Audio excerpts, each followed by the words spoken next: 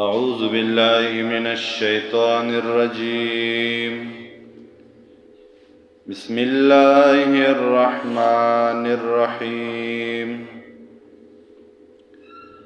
ويقولون متى هذا الوعد إن كنتم صادقين.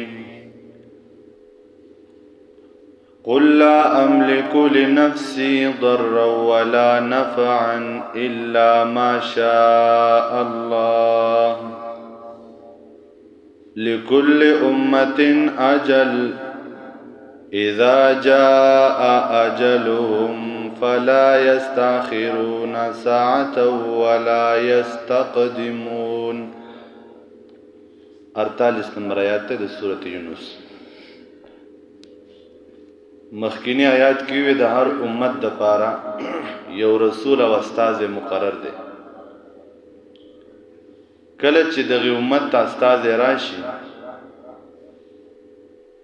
نو د دیو په منځ کې الله تعالی د انصاف فیصله وکړي. الله تعالی فرشتي او استاد د عذاب د پر را لېږي. یا دې مراد د قیامت په ورځ به هر یو امت خپل خپل پیغمبر الله گواه کړي او د دې پیغمبر دا گواهی په د دې امت د پر حجت او دلیل وي. او چې کله په حجت او دلیل تام شي نو عذاب په واجب شي. نو چونکه هر کار الله قیامت ته ورسته کړی دی نو د مکې د مشرکانو یره د قیامت سره پیدا شوی چې د قیامت به کله راځي. تاسو چې هر خبره کوئ بس قیامت ته او قیامت ته، د قیامت په ورځ به حساب کیږي او د قیامت په ورځ به دا کیږي او هغه کیږي. آیا د قیامت څه وخت معلوم دی؟ که دا قیامت څه وخت معلوم وي موږ ته ووایه، موږ به د هغې دپاره تیاری وکړو. نبی علیه الصلاة والسلام په صفا الفاظو کې وایي ما ته د قیامت علم نشته. الله تعالی فرمایي د قیامت د راتلو دا راز انتهایی درون راز دی. ثقلت دا درنه خبره د پاسمانونو او پزمکو کې چې د دې راز چاته نه دی معلوم. په دې باندې صرف یو الله پوهه دی.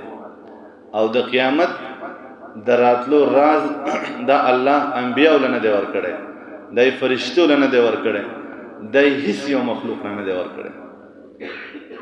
خو قیامت په دوه قسمه باندې دی. یوم الاخرت هم قیامت وي زمارونو،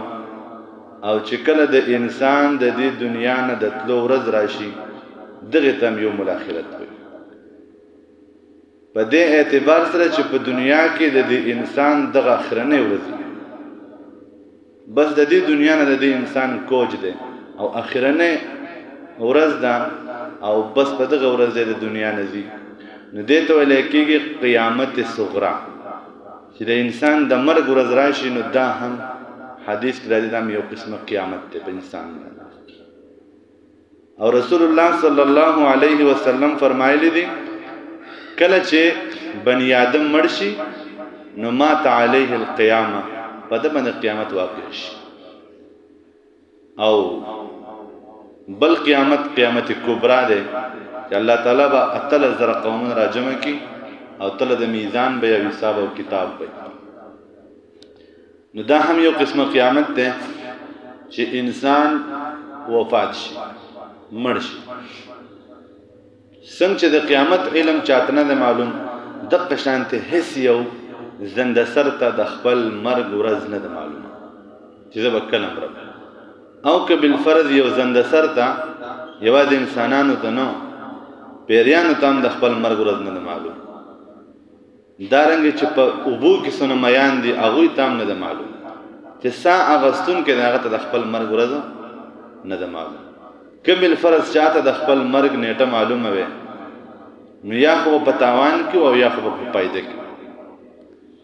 نبی علیہ الصلوۃ والسلام ما ته فتح نشته چې زما چې قیامت به کله راځي، کنه ما بدن لوی خیر جمع کړو. د دیو جنا دا هم د الله لوی نعمت ده چې ما او تاسو د خپل مرګ ورځ معلوم نه ده.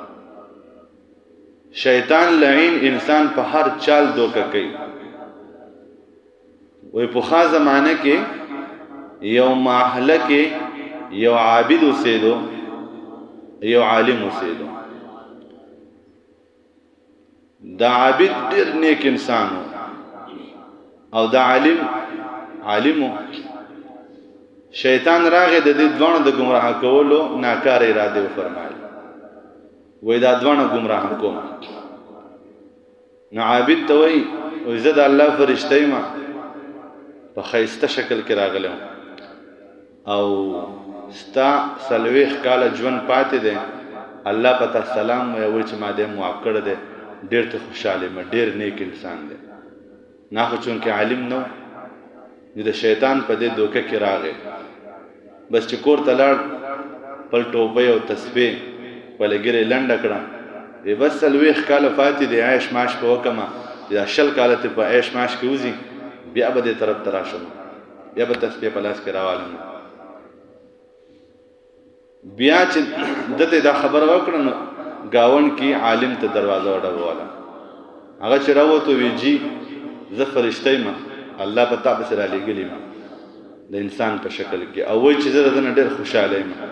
او دې زما ډېر زیات ذکر کوي زما ډېر عبادت کوي او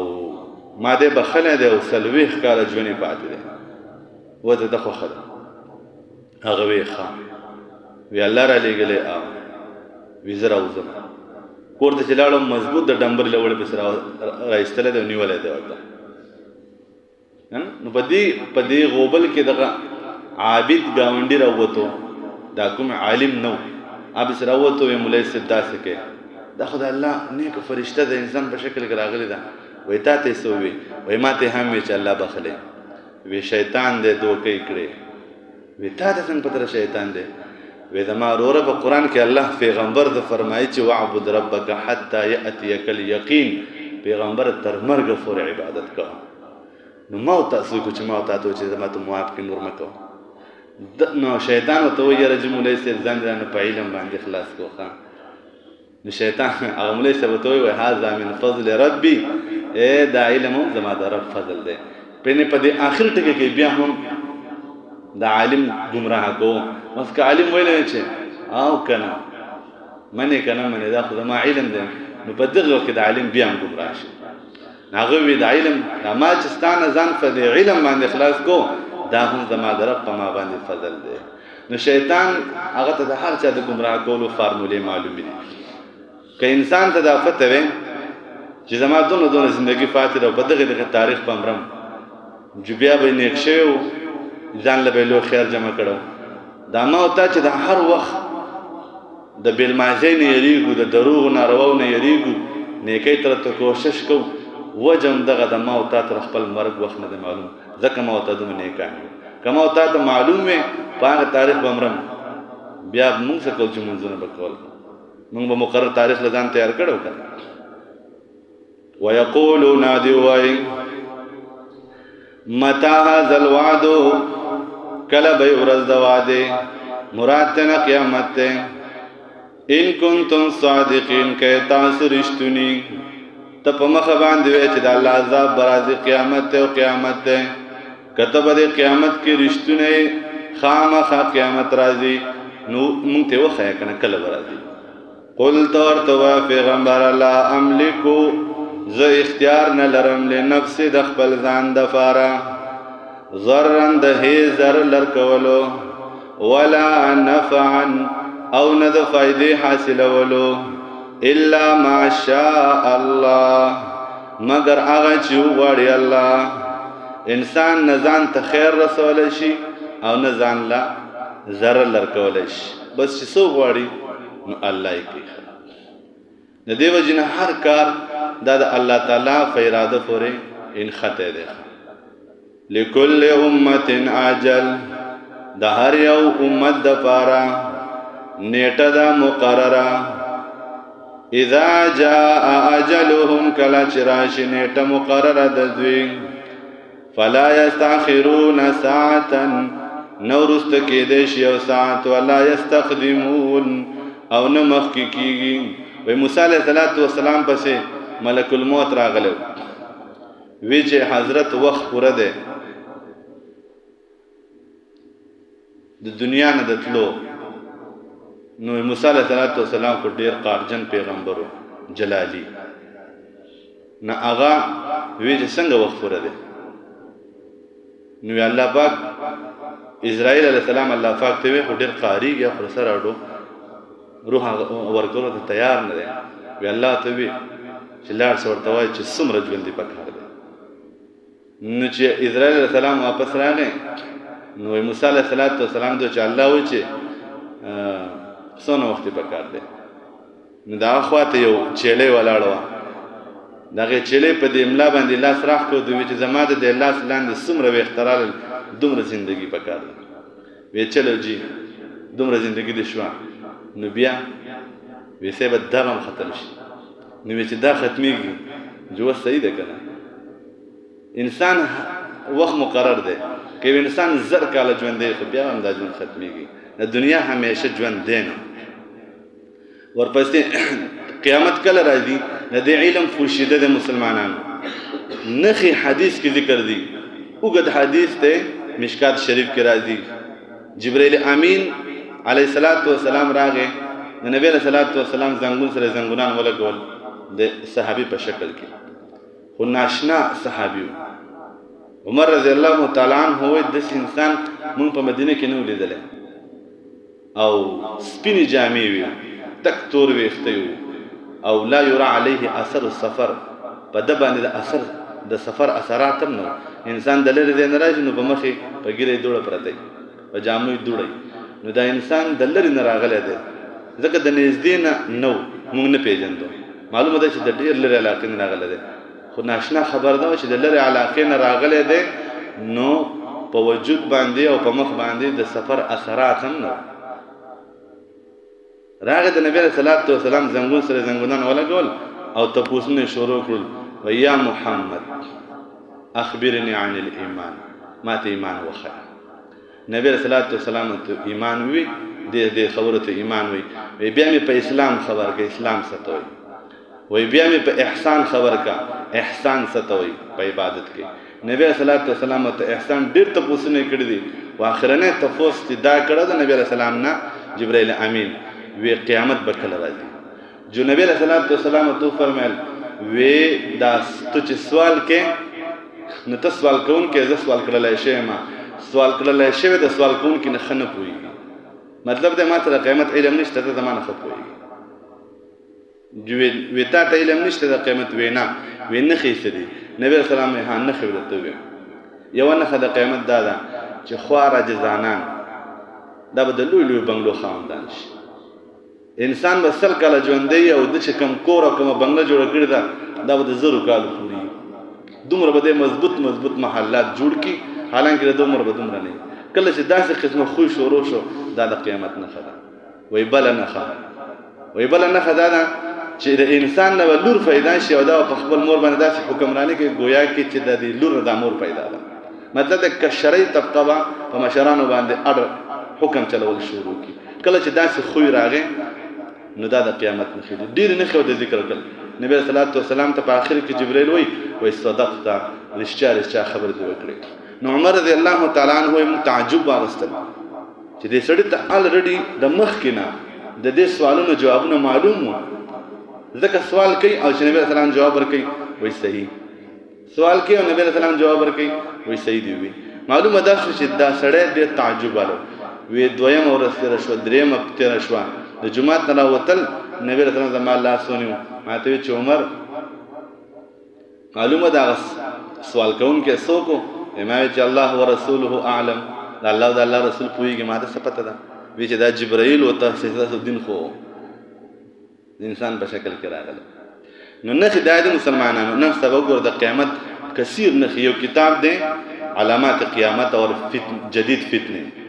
پای کې ذکر کړی دی چې د قیامت د ټولو نه لویه نښه دا ده چې انسان به د الله کور ته راشي د هغې ناف او طول او عرض به ناف کې خو جومات کې به 2 رکعته نفل نه راشي د جومات کارپېټ په ناف کې د کړکو نافونه به واخلي خو دی به جومات ته د عبادت دپاره لاړ نشي کاروبار دپاره به ځي ضرورت دپاره به ځي فیضار به وباسي د دې ځای نه به راواخله په دې جومات کې به داسې لاړ شي خپل حاجت په دنیاوي پوره کړي خو جومات ته به عبادت له نه راځي کله چې داسې قسمه خوی په امت کې شروع شنو دا د قیامت نه ډېرې نښې ذکر کړي دي په سونو نښې هلته کې ذکر دي د قیامت نو کله چې دا نښې راشي نو مسلمانان دې پوه شي چې قیامت څه دی رانږدې شوی دی فلا یستاخرون پس دیو بنشي وروسته کېده یو ساعت ولا یستقدمون او نه به مخکې شي قل وای پیغمبره رأیتم آیا تاسو فکر کړی دی ان آتاکم عذابه کراشي تاسو ته عذاب د الله تعالی بیاتن د شپې او نهارن یا د ورځې ماذا یستعجلون څه تدبیر دی چې زر به ځان بچ کړي د هغې نه المجرمون مجرمان ثم آیا بیا اذا ما وقع کله چې راشي د عذاب آمنتم به نو تاسو ایمان راوړئ په هغې باندې الآن وس ایمان راوړئ وقد کنتم او یقینا وی تاسو به په دې عذاب باندې تستعجلون تلوار غوښتونکي تاسو یې نه منو عذاب دې راوله چې عذاب راغی اوس وایي مونږ منو ثم قیل للذین بیا به ویلی شي هغې کسانو ته ظلمو چې ظالمان دي ذوقوا عذاب الخلد وسکئ عذاب د همیشوالي هل تجزون نشي درکېدی تاسو ته بدله الا بما کنتم تکسبون مگر د هغې چې تاسو کول ویستنبتونک او تپوس کوي دوی ستانه پیغمبره احق هو چې د عذاب ورکول حق دی سو بالاکوټ کې زلزله له خلکو وي دا الله زموږ سره ښه وکړل دا لوی لوی علاقې به ځمکه ورته نه کړې دا خو الله تعالی العیاذ بالله د خپلو بندګانو سره ظلم وکړو ډېرو خلکو پکې خولې کولاو کړې وي دا زلزلې چې راشي دا سیلابونه راشي وایي الله تعالی دې معافي نصیب کړي العیاذ بالله وایي دا الله ښه ونه کړه آیا دا د الله د شان سره ښایېږي ما په خپله د خلکو د خولو نه اورېدلي وایي دا د الله د شان سره ښایېږي دا دومره تباهي وکړه دا د ګمراهۍ حد دی په دې مسلمانانو کې د خلکو د خولو دا الفاظ وتي دي یا یو انسان باندې الله مړه راولي وایي ګوره که نه دا یې زما سره ښه وکړل زیاتی دا سوال د مکې خلکو کړه دا د عادیانو سمودیانو کړه ویستنبتونک او تپوس کوي ستانه پیغمبره احق هو چې آیا حق دی د عذاب ورکول قلت ورته ووایه پیغمبره جواب اورا ای او وربي پر رب مې د قسمي انه لحق یقینا د عذاب خامخا حق دی څو تاکیدات فکر یو دا پیغمبر ته ووایه او قسم په الله چې د عذاب ورکول تاسو دا بالکل صحیح دا الله ظلم نه دی کړی وما انتم او نه تاسو بمعجزین خلاصېدونکي آینده لپاره څوک د الله خلاف کوي آینده لپاره هم نشي خلاصېدی الله دې موږ د خپلو عذابونو نه بچ کړي واخر دعوانا